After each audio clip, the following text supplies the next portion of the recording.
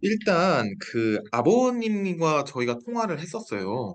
근데 예, 아버님이 이제 아프다, 이제 전재훈 씨가 아프다, 이제 신빙성이 없다고 주장하시는데 좀 어떻게 생각하시나요? 아버님이 그렇게 말씀을 하셔서 가슴이 아프긴 한데, 그거 외에 아픈 건 없습니다.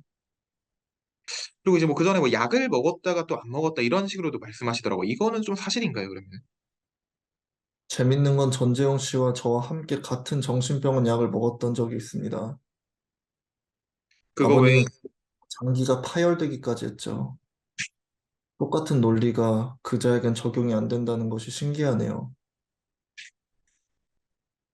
이제 폭로한 뒤에는 이제 아버지가 통화가 안 됐다고 하던데 아버지랑 통화를 안 하신 이유가 있나요, 혹시? 범죄자랑 굳이 통화를 해야 할 이유를 잘 모르겠습니다. 비자금 관련돼서 어떤 근거 말씀하시는 거죠? 그 이제 뭐 연희동 주택에 이제 거기 검은 돈이 있다든가 이런 거 있잖아요. 네. 아, 친엄마에게 들은 것의 근거는 뭔지, 일단 엄마가 결혼 위자료로 받은 돈이 비자금입니다. 그 돈을 정당한 방법으로 받았다면 그냥 은행에서 빼서 쓸 수 있어야 되는데 항상 지인분들을 통해서 채권인가 아니면 수표 같은 것을 현금으로 바꿔서 돈 세탁을 해서 썼습니다. 그래서 저 같은 경우는 저의 저의 친구들, 학부모들에게 특정 양의 이제 돈을 주고 그리고 나머지 돈은 이제 돈 세탁을 하여 챙기는 그런 식으로 비자금을 사용을 하신 걸 알고 있기 때문에 그게 근거입니다. 그 이제 그 웨어밸리라는 회사에 대해서는 그럼 그 전에는 이게 뭐 하는 회사인지 좀 들어보신 건 없었었나요?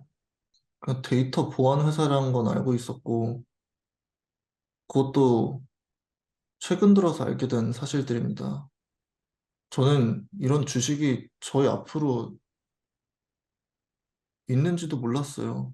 아버님께서 황제 노역을 끝내시고 돈이 없는데 실은 너희 앞으로 이렇게 주식이 있으니 이거를 박상하 씨에게 전부 양도해라 해서 그렇게 했습니다. 알고 음, 보니까 그런 회사였고요. 경호원이셨나요? 네, 잘 모르지만 확실한 건 경호원분들, 가족들의 지인분들, 그런 분들을 통해서 다 비자금 세탁을 한 것입니다. 지인들이 다 공범들이에요. 지인들에게 돈을 먹이고 그 사람들도 돈을 받는 게 좋으니까 범죄에 같이 참여를 해서 돈 세탁을 도왔던 겁니다.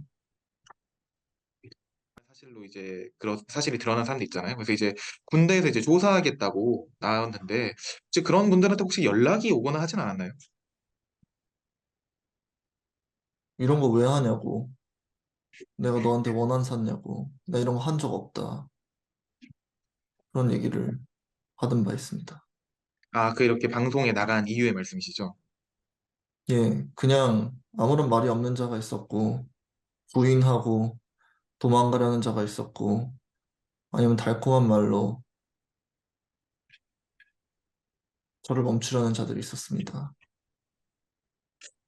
혹시 이제 뭐 그런 그리고 아까 웨어밸리에서 그런 주식을 받아 지분을 받았다던가 그런 거 혹시 뭐 근거도 이런 게 공개가 가능한가요, 혹시?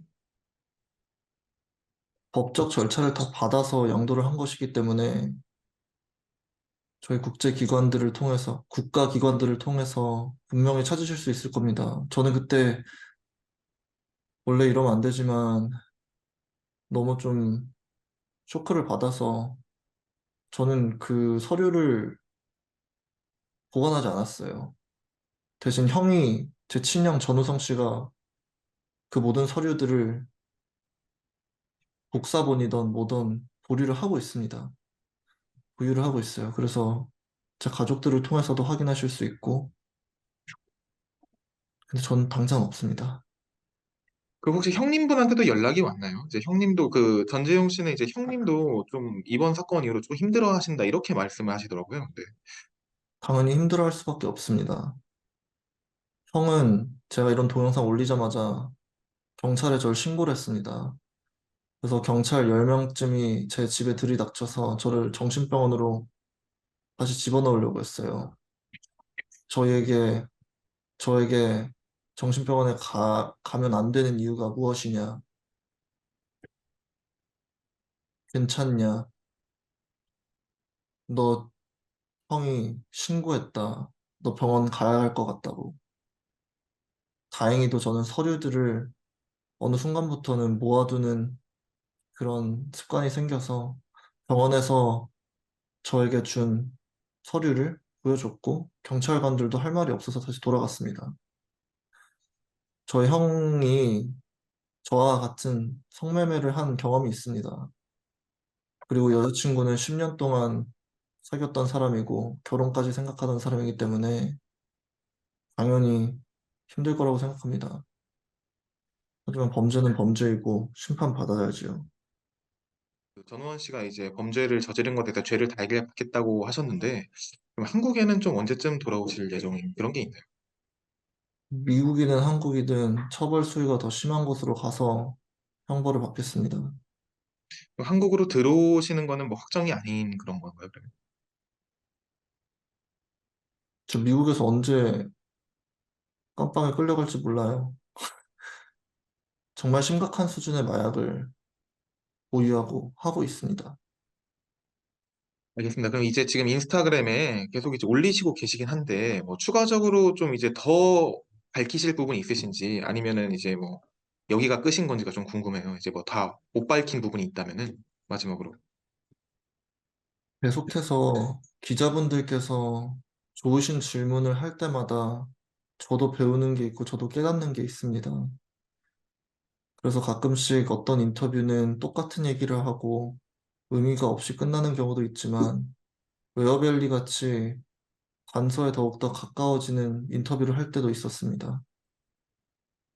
저는 계속해서 제가 어디에 끌려가기 전까지는 최대한 진실을 밝히다 갈 것입니다.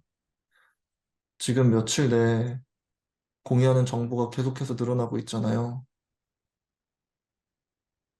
또 계속해서 이렇게 활동하다 보면은 더 많은 진실이 알려지지 않을까 기대해 봅니다. 네, 알겠습니다. 전원 씨 시간 내주셔서 감사합니다. 감사합니다.